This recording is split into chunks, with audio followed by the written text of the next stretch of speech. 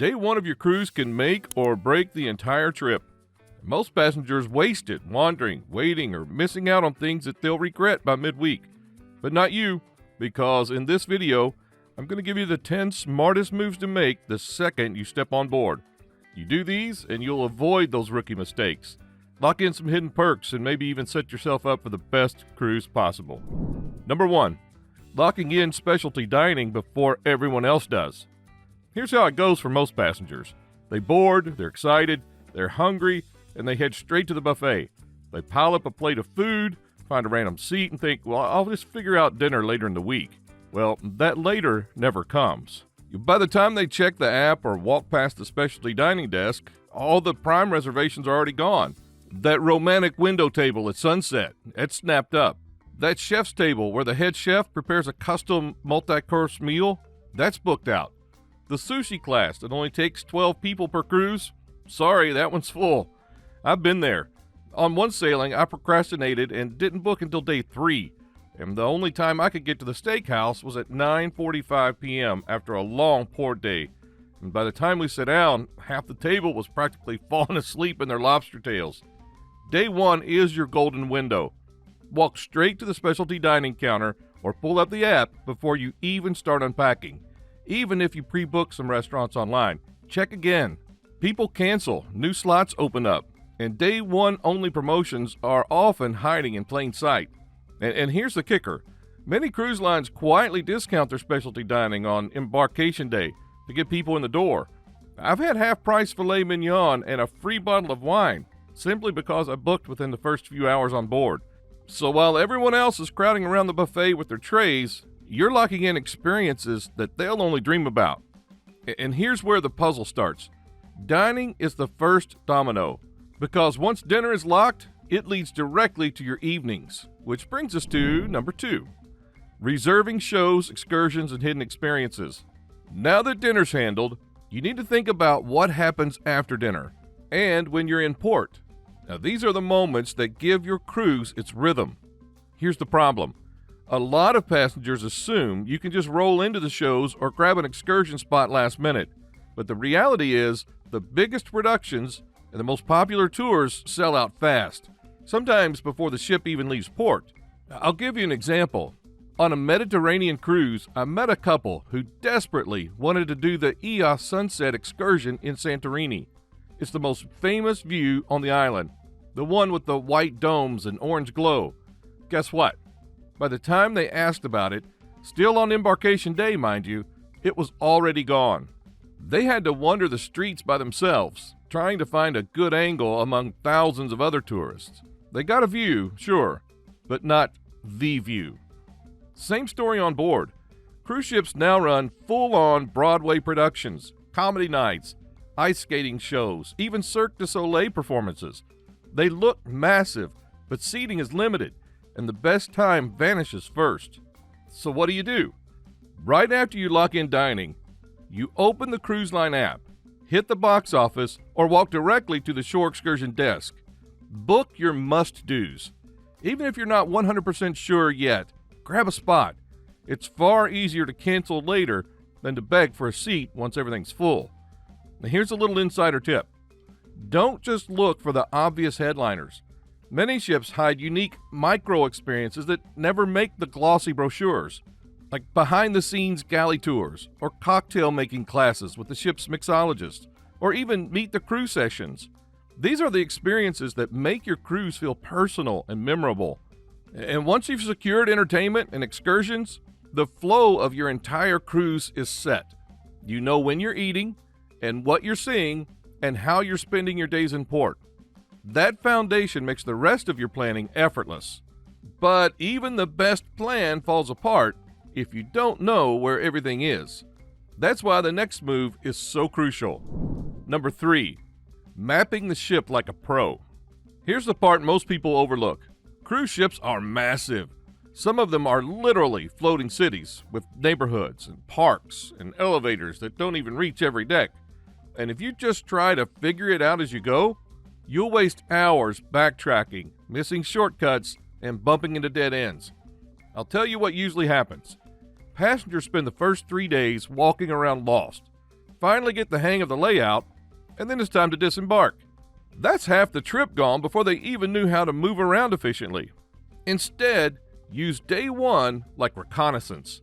As soon as you've booked your dining and entertainment, take a deliberate walk. Start at the very top deck and work your way down. On the pool deck, find out where the shaded loungers are. Locate the solarium if the ship has one. It's often adults only and way quieter.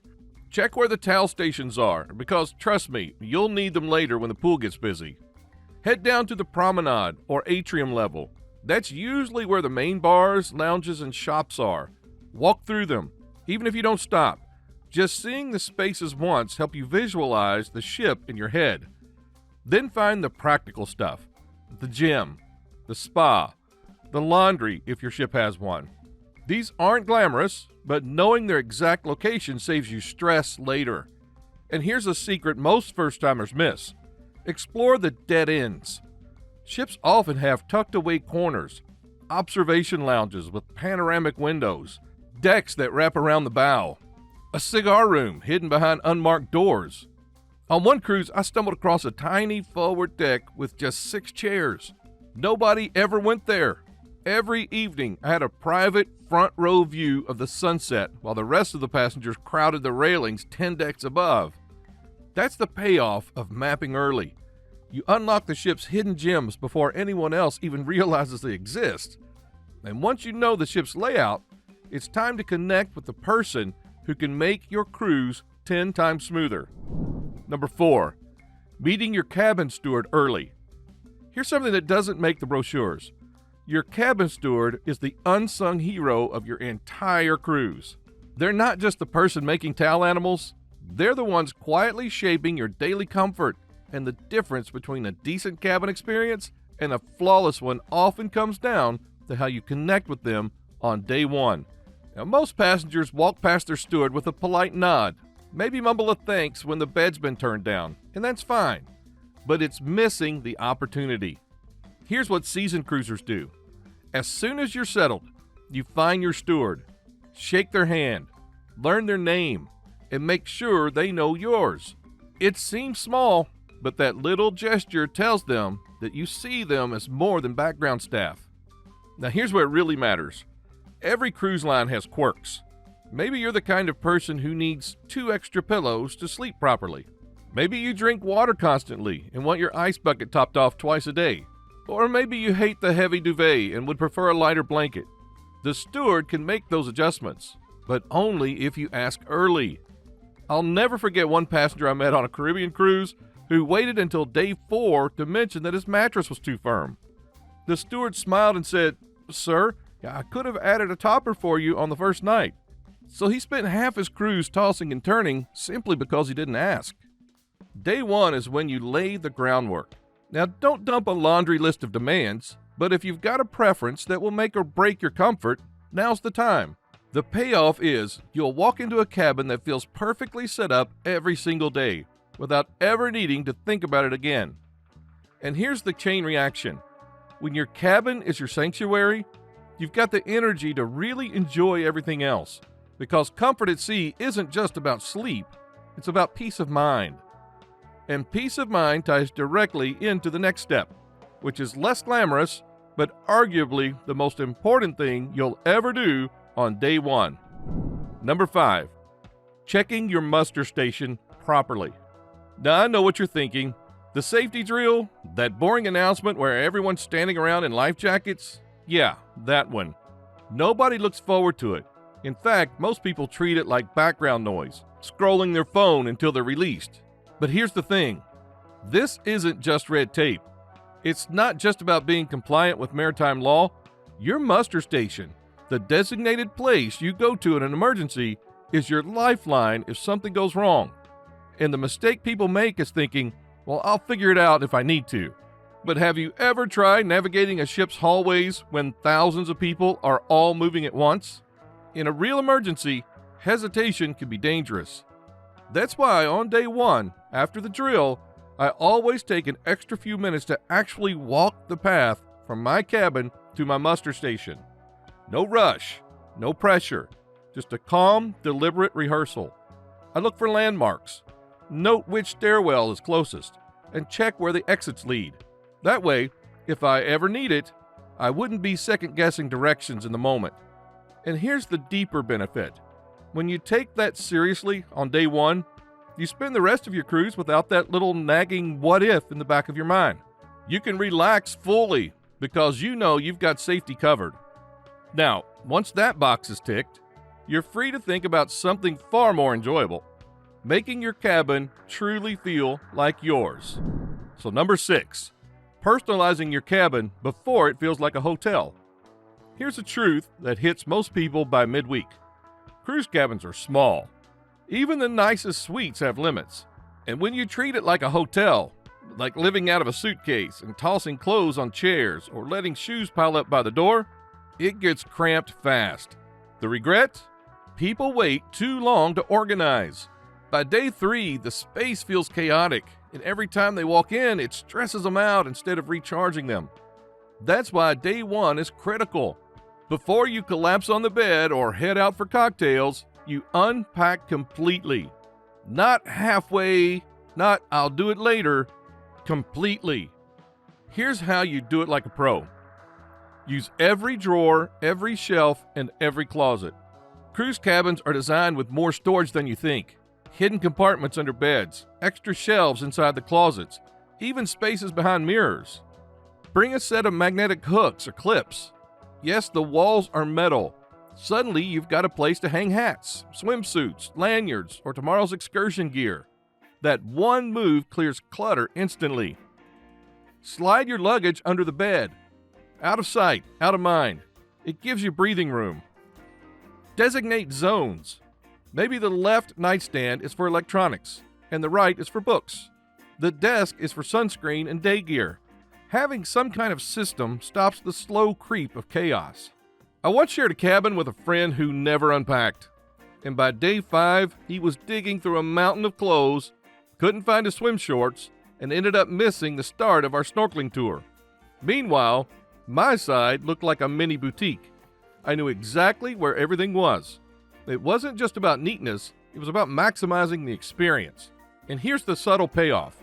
When your cabin feels organized and personal, you stop treating it like a temporary box and start treating it like home. And that shift in mindset makes the whole ship feel more welcoming. And speaking of making the cruise ship your own, the next move is about setting yourself up for value and avoiding one of the sneakiest money traps at sea. Number 7, exploring the drink packages and perks before it's too late. Here's one of the most common regrets I hear. We should have bought the drink package earlier. Cruise lines are masters at marketing these bundles. Unlimited cocktails, bottomless soda, premium coffee, even internet packages. But here's what most passengers don't realize. The economics only work if you decide on day 1. Wait until day 3 and you've already paid full price per drink. By then, the package doesn't add up anymore. That's when you see people grimacing at the bar bill on the last night. Here's how I approach it. As soon as I board, I head to the bar or the package desk and crunch the numbers. How many drinks will I realistically have per day? Add in bottled water, lattes, maybe a glass of wine with dinner. Multiply that by the cruise length. Suddenly, the package either clearly makes sense or it doesn't. And day 1 is when the cruise line often throws in sweeteners. I've seen buy one, get the second half off deals, or upgraded coffee perks, or free bottled water added if you sign up early. Those bonuses vanish quickly. The same logic applies to internet packages. Buy it up front and you get the full benefit plus any day 1 discount. Wait until later and you're paying premium rates for fewer days of access. I'll give you a story.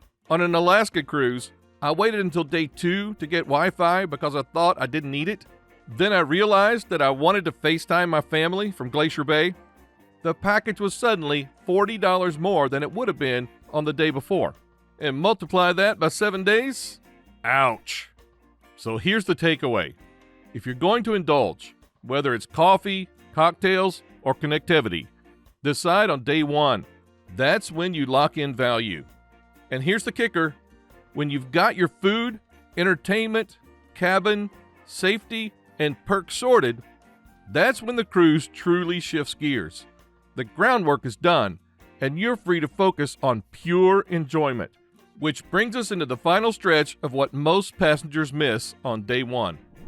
Number 8, visiting the spa and fitness center, not just for a tour. Most passengers think of the spa and gym as afterthoughts. They'll stroll past, peek inside, and say, maybe I'll check it out later in the week. Here's the problem. Later rarely comes. And even if it does, the best slots are already gone. On embarkation day, the spa is like a secret marketplace. It's the only day they throw open their doors, hand out free samples, give tours, and run raffles for everything from massages to teeth whitening. If you wait until midweek, you'll find yourself paying full price, locked out of prime C-Day appointments, and wishing you had scheduled when you first had the chance. I've personally scored a 3-treatment package on embarkation day, massage, facial, and hot stone therapy for nearly half the regular price. It wasn't on the website and it wasn't in the brochures, and only available if you booked during the open house. By the next day, the same bundle cost nearly double. And it's not just about pampering. The fitness center deserves equal attention. Most ships now run specialty classes, yoga on deck at sunrise or spin classes overlooking the ocean, Pilates in private studios. Sounds amazing, right? Except the classes are capped at small numbers. If you don't put your name down on day one, you'll be stuck with crowded open hours instead of the premium sessions.